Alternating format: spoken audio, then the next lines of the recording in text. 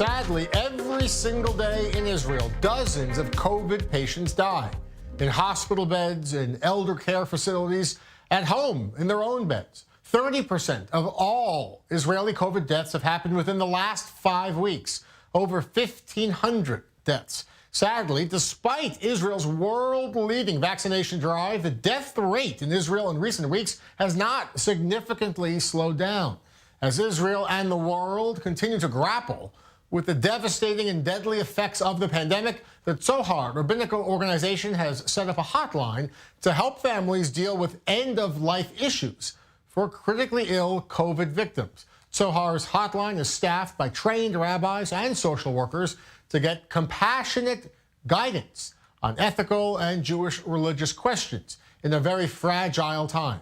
With us now is Rabbi Yuval Sherlow, the director of the Tzohar Center for Jewish Ethics and the director of the Until 120 Special Hotline. Rabbi, thank you for being with me. I would imagine, Rabbi, that the people who call this hotline, they are extremely distraught, they're vulnerable, they're fragile. What kind of questions do they have? This project is a part of a long-distance project because it's not connected only to the COVID-19. The medicine succeeded to make our life longer, but with the honey, there's the bite. And that is, there is a gap between our body and our brain. Sometimes the body is okay, but the brain is completely damaged, and the opposite. And people have a lot of questions. The most common question is there a point, according to the Jewish halacha, according to the Jewish law, when you can say enough is enough? To let the people, the parent, die quietly without emergency keeping, without to go to palliative care. And because the image is that the answer is no, there's a need to our project to explain and to discuss together with the family and bring the knowledge that there is a point where someone can say, enough is enough, let me go out of the world carefully without my family around me, without suffering. Sadly, with this virus, many of the critically ill, the most severe patients, they are hooked up to ventilators or ECMO, external machines. They can't breathe on their own. They're and they don't have consciousness. The questions you raised about a family's responsibility, both ethically and according to the Jewish law, the halakha, what do you advise them? Yes, because many times the family are doing a mistake or is doing a mistake. And the family feels that according to their emotional thoughts, they must do everything for the patient.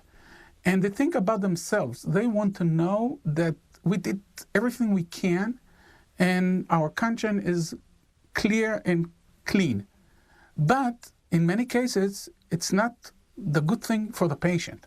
And the fact that we are with the family and saying no when it's not permitted yet and saying this is the right thing to do is very important, because there are a lot of questions. I think we get twice a day at least a question that is connected to those critical issues. There are also, I'll say, bypass questions or sidewalk questions like, is there a point where you can pray for someone's death that will stop to suffer? Is this valid according to the halacha? And I mean, this is not the center. The center is different life questions, but there are also questions that are, in the side of those very crucial times that family goes over. Rabbi, when you get these calls, do you also get perhaps the most basic and the most difficult question, which is simply why? Why is this awful thing happening to such a good person? Why can this happen? It is a question. It's not our project because we are dealing with the ethical and the medical point of view. But, people, when they feel that they need the advice from the rabbi, in most cases, the answer is, first of all, I don't know. I don't know, and I'm trying together with them to change the question. Not to answer why did it happen, because unfortunately, we can't break the wall between us and the divine, but to ask ourselves, where can we take it? What can we do with it? Should we try to enhance or promote our life and our society in order to make our life more meaningful, or all kinds of those approaches that are looking towards the future, because the reason and why this pandemic is here, we should convert the question to what to do with it and where should we go.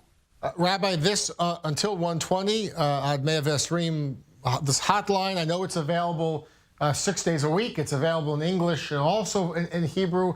Tell me about, the kind of response you're getting, and also what it means for you to be able to comfort strangers who call up. First of all, it's amazing, and we get two kinds of responses. The first thing is from the staff of the hospitals. They waited for us, and they said, we have so many problems or so many circumstances where the family doesn't know exactly what to do, and because it's connected with life and death, then everybody is remembering the fact that there is God in the in sky, so therefore they want to know to do the right thing. And in most cases, it's a big argument inside the family, because there's one of the participants that became ultra-Orthodox and one is liberal, and that's the first response that we get. And from the other kind is the families that are more and more calling us. And after the patient dies, it can take a week, it can take a month, it can take a year. We do connect and we do mourn, and then they say as how important it was for them to know that they did the right thing and to consultate with rabbis. Rabbi, thank you so much for taking this time with us tonight. Appreciate it. Thank you very much, and I hope that everybody will be well, but when we'll need it, and unfortunately all of us will need it, the Tzar rabbis will be with you.